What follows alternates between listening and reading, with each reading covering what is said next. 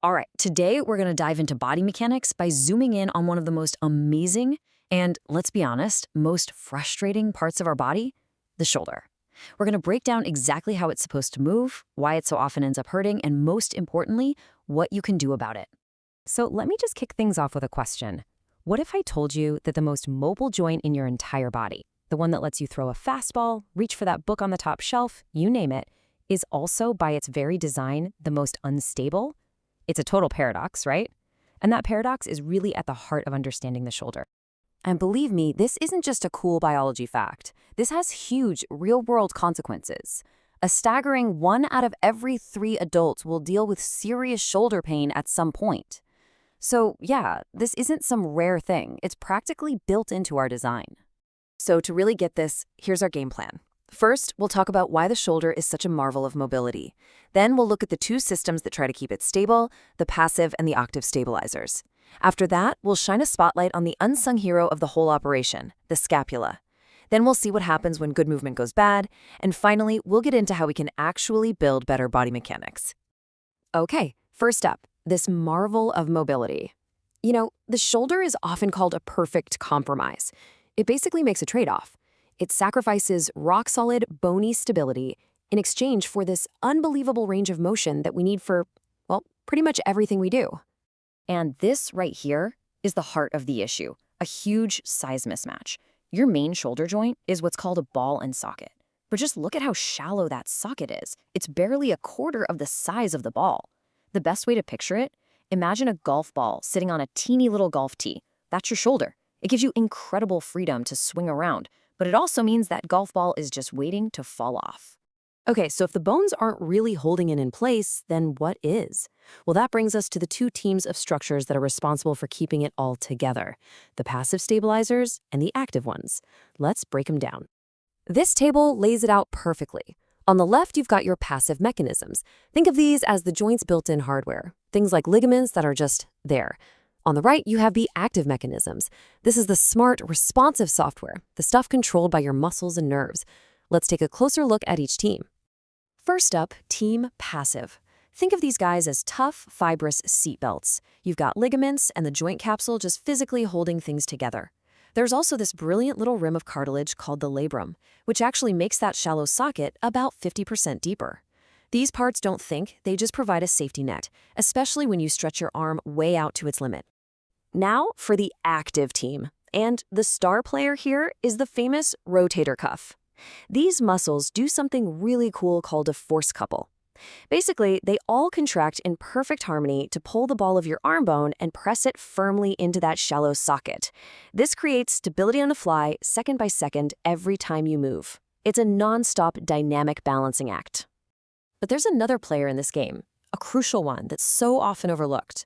It's the absolute foundation for every single shoulder movement, the scapula, or as pretty much everyone calls it, the shoulder blade. This all comes down to a concept called scapulohumeral rhythm. In a nutshell, your arm doesn't just move by itself. The scapula has to move with it in this perfectly timed dance. The magic number is a 2-to-1 ratio. For every 3 degrees you lift your arm up, 2 of those degrees come from the main shoulder joint, and 1 degree comes from the scapula rotating up along your rib cage. That timing has to be perfect. See, when that rhythm is healthy, the scapula is this amazing, stable moving platform for your arm. But when that timing gets off, which is a condition called scapular dyskinesia, it throws a wrench in the whole system.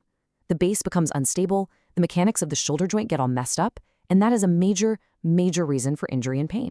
And you can see here why that rhythm is so complex. I mean, look at that. The scapula is controlled by this whole web of muscles, the traps, the serratus anterior, the rhomboids. They all have to fire in perfect synergy, like a well-drilled team, just to get the scapula in the right spot so your arm has a solid foundation to work from.